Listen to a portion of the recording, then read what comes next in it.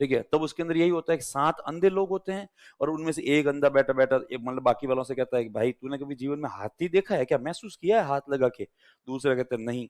तो वो दोनों तीसरे से चौथे, 5वें, छठे, 7वें लास्ट में कंक्लूजन ये था कि इन 7 लोगों ने अपने जीवन में कभी हाथी देखा हुआ नहीं है।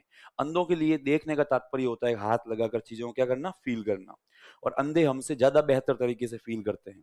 अपन लोग यहाँ पर वहाँ से लेकर यहाँ तक कितनी बार आए हैं मैं नहीं जानता। लेकिन आप किसी अंधे व्यक्ति को 2 बार लेके आ जाओ, तो वो पूरे स्टेप गिनता है। कैसा मतलब इतने कदम चलना है, फिर राइट टर्न लेना है, इतना चलना है, आगे एक पोडियम आएगा। और वो अंधा व्यक्ति अपने खुद के घर में रहता है। शर्त ये है कि आप उसकी चीज़ों के साथ में छेड़खानी नहीं करो। तो अंधा इस तरीके से रहता है अपने घर के अंदर कि आपको कभी-कभी डाउट होता है कि ये अंधा है भी या नहीं भी है।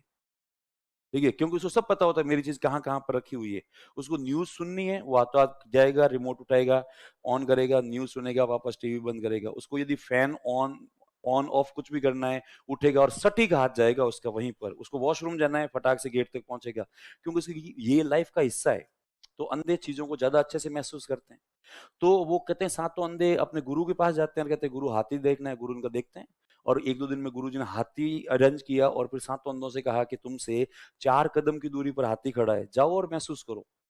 एक अंधा जाता है और वो अंधा जाकर मतलब वो हाथी के ऊपर हाथ घुमाता है तो उसके हाथ में आता है, हिस्से में आता है उसका पेट।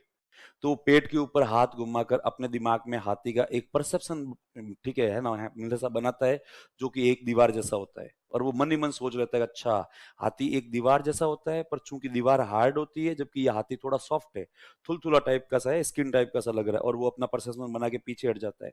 सेकंड नंबर अंदर आगे बढ़ता है उसके हाथ में आता है पैर वो पैर के चारों तरफ हाथ घुमाता है और कहता है अच्छा हाथी मतलब जो वो पिलर होता है बड़ा सा पिलर होता है लेकिन सॉफ्ट होता है। थर्ड नंबर अंदर आगे बढ़ता है उसके हाथ में आती है सूंड वो सूंड के ऊपर हाथ घुमाता है और उसका भी परसेप्शन सेट हो जाता है और वो कहता है हाथी एक पिलर के जैसा होता है पर ये पिलर ऊपर से मोटा और फिर नीचे की तरफ पतला हो जाता है लास्ट में इसमें कर्व है।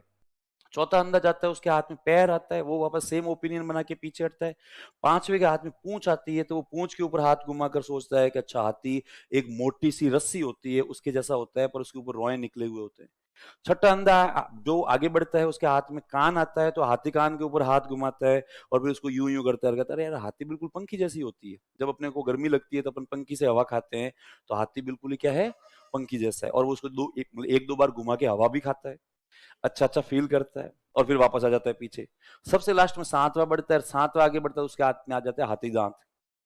तो वो हाथी दांत के ऊपर हाथ घुमा के अपने मन में वह हाथी का परसेप्शन बिठाता है और वो कहता है हाथी लोहे जैसा होता है बहुत ही स्ट्रांग होता है लोहे की तरह मजबूत होता है और है ना मोटे से लठ के जैसा होता है यदि किसी के मार दिया जाए सिर के अंदर तो व्यक्ति हाथों हाथ ही क्या हो जाएगा मर जाएगा। और वो सातों के सातों पीछे हटते हैं और फिर गुरुजी ने कहा कि तुम लोगों ने हाथी देख लिया। तब सातों कहते हैं हाँ गुरुजी देख लिया। तो वो गुरुजी कहते हैं बता भाई हाथी कैसा होता है। उसने कहा सर हाथी थुलथुला सा होता है सॉफ्ट होता है पर दीवार जैसा होता है। सेकंड नंबर कहता है सर ये पागल है अच्छे से देख के ही नहीं आया है। गुरुजी कहते हैं अच्छा तो वो तूने देखा है अच्छे से। उसने हाँ गुरुजी। इसकी आधी बात सत्य है। हाथी सॉफ्ट होता है तुलतुला होता है लेकिन वो दीवार जैसा नहीं होता वो जो पिलर जैसा होता है। इसने बेवकूफ ने क्या किया होगा गुरुजी थोड़ा सा हाथ घुमाया होगा तो इसको लगा होगा दीवार जैसा है बाकी मैं ढंग से देख के आया हूँ हाथी पिलर जैसा होता है। गुरुजी ने अच्छा थर्ड से कहा तू बता। उसने कहा सर इसने भी बेवकूफ ने अच्छे से देखा नहीं है मैं ढंग से देख के आया हूँ हाथी पिलर होता है ये बात सत्य है हाथी सॉफ्ट होता है ये बात भी सत्य है लेकिन वो जो पिलर होता है उसमें एक खास गुण है वो पिलर ऊपर से मोटा होता है जैसे जैसे नीचे जाएंगे वैसे वैसे एक पिलर में कर्व है और वो पतला होता जाता है। गुरुजी ने कहा अच्छा चौथे से कहा तू बता। चौथे ने कहा साहब मेरे हिसाब से तो ये सही कह रहा है सेकंड नंबर वाला। गुरुजी ने कहा चल ठीक है। पांचवे से तू बता। तो वो पांच वासने लगा और कहा गुरुजी इन मूर्खों को पिलर में और रस्सी में फर्क बताओ। ये बेवकूफ रस्सी को पिलर समझ रहे हैं। मैं देख के आया हूँ वो हालांकि है ना वो थोड़ी थोड़ी सी मोटी रस्सी होती है उसके ऊपर रोए वोए निकले हुए होते हैं वो एक्चुअली किसकी बात कर रहा है पूंछ की। तो कहा ये पता नहीं कैसे उसको कह रहा है तो वो एकदम से सेकंड नंबर वाला कहता है मतलब गुरु जी इसको बोल दो तमीज से बात करे। देख के आया हूँ मुझे पता है पिलर जैसा है। गुरु जी ने कहा हाँ अपन झगड़ा बाद में करेंगे। छठे से पूछा तू बता। उसने कहा गुरु जी पता नहीं ये क्यों पिलर और ऐसी बातें कर रहे हैं मेरा एक दो ओपिनियन तो पहले वाले से मैच कर रहे हैं कि वो सॉफ्ट होता है और वो दीवार जैसा ही होता है। पर इस बेवकूफ ने क्या किया एक तरफ हाथ घुमाया इसलिए इसको लगा कि ऐसा ही हो रहा है मैं दोनों तरफ हाथ घुमाकर देख कर आया हूँ। दीवार जैसा होता है पर बहुत ही पतली सी दीवार होता है और मैं तो आपको कहूं तो अपने जैसे गर्मियों में हवा खाने के लिए पंखी का यूज नहीं करते। हाथी एक पंखी होता है गुरुजी ने कहा अच्छा पक्का? उसने गुरुजी मैं दवा खा के आया हूँ, 2 बार थपेड़िक खा के चेक करके आया हूँ, बहुत ही अच्छा लग रहा था। गुरुजी ने कहा चलो ठीक है। 7वें से पूछा तू बता भाई। अब 7वें की स्थिति बहुत ही खराब हो रही थी, क्योंकि बाकी वाले 6 जो बात कर रहे थे उसमें कम से कम एक चीज कॉमन थी, सॉफ्ट था। 7वां जो देख रहा है, 7वां कह रहा है यार अपने हिसाब से तो हाथी जो बिल्कुल है ना लोहे जैसा स्ट्रांग है, ये सब ऐसे कह रहे हैं। ये बिल्कुल वैसी स्थिति होती है जैसे अपन लोग कभी 10th में मैथ्स का एग्जाम देकर आते हैं। एक कह रहा है कि इसका जवाब आया था 0.5, एक कह रहा था नहीं इसका जवाब आया था 0.7, एक कह रहा था नहीं इसका पॉइंट था तो एक के अंडर अंडर ही था लेकिन था शायद 0.5, कोई कह रहा है मुझे याद नहीं है पर हाँ लगभग इसके आसपास ही कुछ था, पर एक से कम आ रहा था। जितने में अपन आते हैं एकदम से एग्जाम सेंटर से बाहर निकल कर और वो सब आपस में चर्चा कर रहे होते हैं, और कोई कह रहा है 0.5 है, कोई कह रहा है 0.7 है, अपने से पूछते हैं मतलब कितने आए, तो अपन मन ही मन सोचते हैं, कहते क्या, तो कहते हैं नहीं हमें लगता है कि इसके आसपास था पर एग्जैक्टली पता नहीं है। तब अपन सोचते हैं भाई भगवान ये क्या हो गया, क्योंकि अपना जवाब आ रहा है 93,417। तब अपन बोलने जैसी कंडीशन में नहीं रहते। आदमी को लगता है कि अरे यार पता नहीं कौन सा फॉर्मूला अप्लाई किया, कौन सी कैलकुलेशन अप्लाई करी और कहां इतनी बड़ी गड़बड़ हो गई, इतना बड़ा ब्लंडर हो गया, जो जवाब पॉइंट में आना चाहिए था अपन किस में चले गए, हजारों में।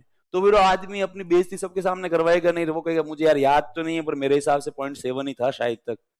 फिर वो कहता चलो ठीक है मैं जाता हूं, फिर वो भाग के घर पे जाएगा और उस सवाल को दोबारा क्या करेगा, सॉल्व करेगा क्या सब इसमें वास्तव में कितना आना चाहिए। तो 7वें के साथ स्थिति वैसी थी। गुरुजी ने करे बोल ले भाई, गुरुजी ने कहा सर मेरे हिसाब से तो हाथी बहुत हार्ड है और वो लोहे जैसा होता है, एग्जैक्टली लोहा ही है, मतलब उसे बिल्कुल वो तो बिल्कुल हथियार जैसा होता है। गुरुजी ने कहा अच्छा अच्छा। फिर कहा चलो तुम लोग आपस में फाइनल कर लो कि हाथी कैसा होता है। तो वो सातों अपनी अपनी जगह पर सही होते हैं, इसलिए सातों अपनी अपनी जगह पर अब जो वो लड़ने झगड़ने लगते हैं, पहला कहता है मेरी बात सही है, दूसरा कहता है मेरी, 7वां कहता है मेरी बात भी क्या है, सही है। गुरुजी उनको थोड़ी देर झगड़ा करने देते हैं, फिर गुरुजी कहते हैं चुप हो जाओ तुम लोग, हाथी एक बहुत ही विशाल प्राणी है और तुम लोग चूंकि अंधे हो इसलिए तुम में से कोई भी आदमी उस पूरे हाथी को देख नहीं पाया। तुमने सबने हाथी के एक पर्टिकुलर भाग को छुआ और उसको तुमने महसूस किया, इसलिए तुम लोग सारे अपनी अपनी जगह सही हो, तुम में से कोई भी गलत नहीं है। बस है ना प्रॉब्लम यह है कि तुम्हारा सबका ज्ञान अपूर्ण है, किसी का नॉलेज कंप्लीट नहीं है, इसलिए यही झगड़े का कारण है। फिर गुरुजी ने कहा कि जो समस्या तुम अंधों के साथ में है वही समस्या इस संसार के प्रत्येक प्राणी के पास में है। ये जगत या ये दुनिया बहुत विशाल और बहुत बड़ी है, इसके कई सारे एस्पेक्ट्स है। हर इस धरती पर रहने वाला आदमी अपने मतलब व्यू से इस धरती का थोड़ा सा हिस्सा देखता है एक, और वो उसको ही सत्य मान लेता है, और फिर वो इस कारण से बाकी वाले लोगों से लड़ता झगड़ता रहता है।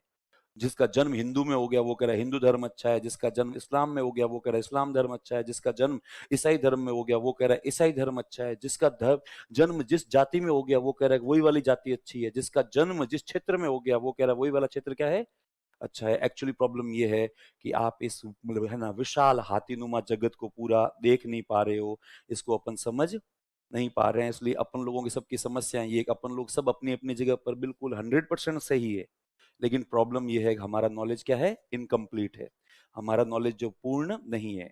इसलिए श्यादवाद को ना केवल जैनिज्म का जबकि पूरे मतलब विश्व का सबसे आदर्श दर्शन माना गया है कि यदि हर व्यक्ति अपने जीवन के अंदर श्यादवाद को डाल दे तो इस दुनिया में सारे लड़ाई झगड़े वगैरह सब खत्म हो जाएंगे। कोई आदमी कहेगा साहब राज्य में तो हरियाणा ही है, तो बोलेंगे तो बिल्कुल सही बात है, क्योंकि तेरा जन्म हरियाणा में हुआ इसलिए तेरे को हरियाणा अच्छा लग रहा है, मेरा जन्म राजस्थान में हुआ तो मुझे क्या लग रहा है, राजस्थान अच्छा लग रहा है। लगना भी चाहिए हर आदमी को। कोई आदमी कह रहा है मेरा ही धर्म अच्छा है, तो बिल्कुल सही बात है भाई, जो तेरा जन्म उसी धर्म में हुआ इसलिए तेरे को वो धर्म अच्छा लगता है, मुझे मेरा धर्म अच्छा लगता है, मैं मेरे धर्म का सम्मान कर रहा हूँ, तू तेरा सम्मान कर, बात ही खत्म, झगड़ा ही खत्म। इसलिए इसको सबसे आदर्शवादी दर्शन क्या है माना गया है। तो बस यही श्यादवाद है। तो अनेकांतवाद और श्यादवाद लिखेंगे अपन तो लिखें, एक होता है सापेक्ष, एक होता है निरपेक्ष। ठीक है, निरपेक्ष चीजों का भी कोई जवाब नहीं होते। जैसे अपन एक सिंपल सी बात पे ये कहें ये लाइन लंबी है या छोटी है, हम्म, हम्म, ये जिन्होंने ये जवाब दिया दोनों ही हैं, उन्हें जवाब कंप्लीटली गलत है, कुछ नहीं कह सकते इसमें, क्योंकि ये निरपेक्ष है। क्या है ये, निरपेक्ष है। ये मतलब जब तक इसके सापेक्ष कोई चीज नहीं आएगी तब तक हम इसके बारे में कोई ओपिनियन नहीं दे सकते कि ये वाकई में छोटी है या बड़ी है। क्यों, यदि अपन कहेंगे कि ये लाइन छोटी है तो कोई आदमी कहेगा अब बताओ ये छोटी है कि बड़ी, तो कहते बड़ी है। कोई आदमी कहेगा ये लाइन बड़ी है, तो कोई आदमी कहेगा अब बताओ ये तो छोटी है। तो इसी चीजें सापेक्ष होना जरूरी है। इसलिए हमारा ज्ञान जो होता है वो देश काल परिस्थिति के सापेक्ष होता है। तो सभी वस्तुओं को जान सकते हैं, ना ही किसी वस्तु के सभी गुणों को जाना जा सकता है। फिर हम यह ज्ञान की सापेक्षता का सिद्धांत है। फिर